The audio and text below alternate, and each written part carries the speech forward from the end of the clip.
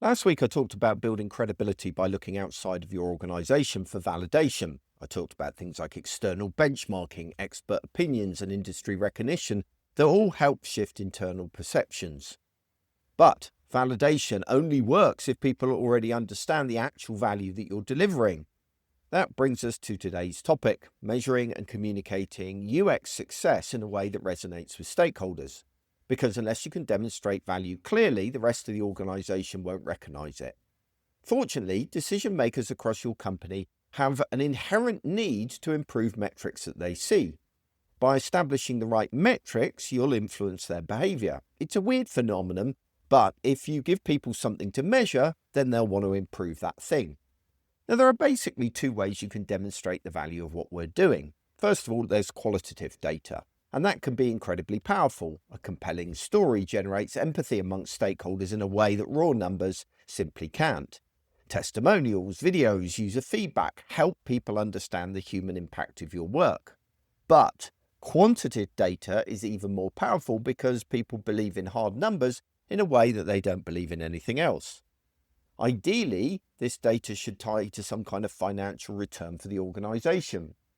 There is something about hard data and having hard numbers that you can track that really resonates with people and makes them want to start moving that needle. The first step is to have metrics based on organizational goals. Right back at the beginning of this course, I talked about getting your company strategy and identifying the organizational goals. Now we need to translate that into something measurable. Depending on the kind of product or digital service your organization offers, will impact how you go about doing this. Essentially, you're trying to take the company objectives and translate those to the website, the app, or the digital service that you're running. For example, a goal like increase revenue might be a company goal for the year, so the website's role might be to generate more leads.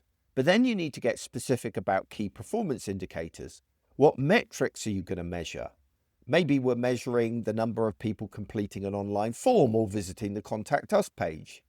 You need to make those metrics very tangible because otherwise you can't track them easily. However, be careful. Many organizations end up focusing on a single metric like conversion and often end up undermining the long-term experience.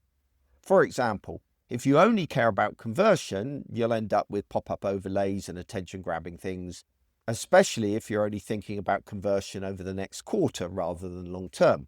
The trouble is you'll end up doing anything to meet the target for that particular month. But what you're also doing is alienating people who won't come back because your website is hard to use or annoying. It's much better to have a variety of metrics that you can measure rather than focusing on just one area, so that you approach things in a much more rounded way. I typically try to have metrics in three broad areas. Engagement metrics assess if users find your content delightful, or whether it's interesting, or whether it's relevant to their need. You might need to put out a quarterly survey on your website or measure dwell time, although sometimes that can be a sign that people are just lost on your website, or track something like how many videos are watched. Then there's usability metrics, which answer whether users can find answers to their question and use features effectively. Periodic usability testing can bring those metrics in, and you can measure things like task success rate, time to complete task, error rates on the system usability scale that I've mentioned before. Then there's conversion metrics, which show whether a user has taken the right action on your site to provide financial value. This is things like conversion rate, average order value, average lifetime value, number of repeat customers, and so on. The most important thing is to try and tie those metrics, whatever they are, to a dollar value wherever possible. And let me give you an example of how powerful this can be. I was in a restaurant called Pizza Express here in the UK, and my wife and I were sitting there waiting for the server to take our order. However, they took forever to input the order into an iPhone app. I glanced at my wife, who immediately rolled her eyes at me because she knew exactly what I was thinking, which is that the app was a bad user experience and needed improvement. The server went away, and my poor wife had to listen to me go on about how annoying the app looked like it was. And I became obsessed and ruined our lunch with some calculations. I calculated that if they could save 10 seconds per order with about 350 orders placed in the average restaurant, that would save her 58 minutes every day. And Pizza Express is open 364 days a year, meaning that she could save 351 hours per year in a restaurant. And with 450 restaurants worldwide, that equated to 150,000 hours that could be saved by fixing the app. Now, according to ChatGPT, the average server in the UK earns £9.90 per hour, so fixing the app could save the company 1.5 million a year in salary. Now, you might think I made up those numbers, and that would be the kind of feedback that you'd expect if you did something similar. And you'd be right. People will say the numbers are made up, and yes, I did make them up to a certain extent. But I showed the potential. You can use that as a case to run a proof of concept project to work out the real cost savings that were potentially available. It's okay to make educated guesses, and the power of linking a usability or user experience problem to a financial value cannot be overstated. That's where you'll really get people's attention and begin to show the organization the value you can provide. And if you want to make similar calculations, I've actually created a little UX ROI calculator on my website that can help you work out the financial impact of usability improvements. Whether you're trying to increase your conversion rate, improve user retention and engagement, or boost productivity and efficiency, it walks you through the maths and gives you the numbers you can take to your stakeholders.